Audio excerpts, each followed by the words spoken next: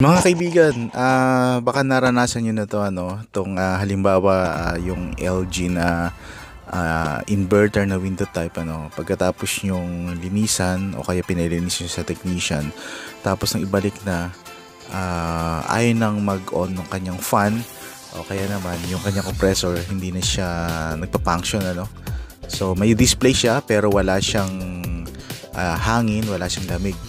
Tapos na yung socket naman niya isa na-insert ninyo na ng maayos at wala namang problema. Tapos maya-maya habang naka-on yung kanyang unit, bigla siyang nagkaroon ng error na CH5. So yung CH5 na yon ay parang big deal para sa atin kasi error code yun para sa mga technician. So ano yung pwede nating gawin mga kaibigan? At gusto kong share sa inyo mga kaibigan yung pinakasimpleng paraan para masolusyonan yung problema ng CH5 dito sa inverter na LG window type. At may pakita ko sa inyo kung ano yung dapat nyo gawin. Ang una nyo dapat gawin mga kaibigan, tignan nyo, i-check nyo yung pinaka-socket niya kung meron siyang continuity from dun sa end ng kanyang socket o dun sa first wirings papunta sa may kanyang electronics sa pinaka mainboard.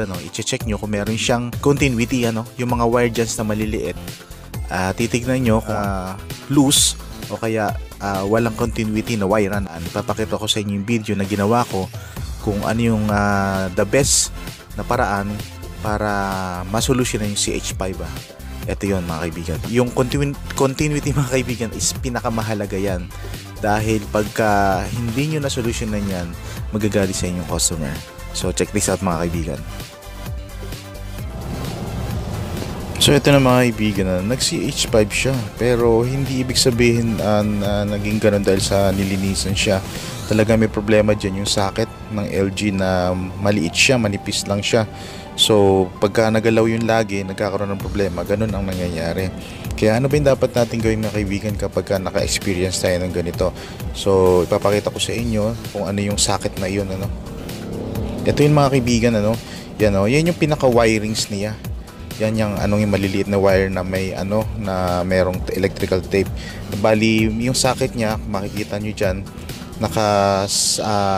nakalagay na rin pero ganun pa rin yung nangyari. Kaya ang ginawa ko, yan yung socket, nakikita nyo yung socket na yan yung may problema.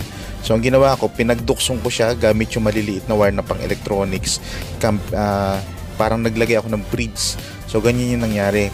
Kaya nung mailagay ko na siya, nagkaigi na siya, dinirect ko na siya. Yan, kaya yun ang dapat yung gawin mga kaibigan kapag nagkaroon kayo na experience na nag-CH5 siya. Ang talagang reason lang ay dahil dun sa socket ng ng electronics dyan sa LG na yan. Kaya yun lang yung solusyon. Pagka may napansin kayo na kakaiba, i-check nyo agad yung socket.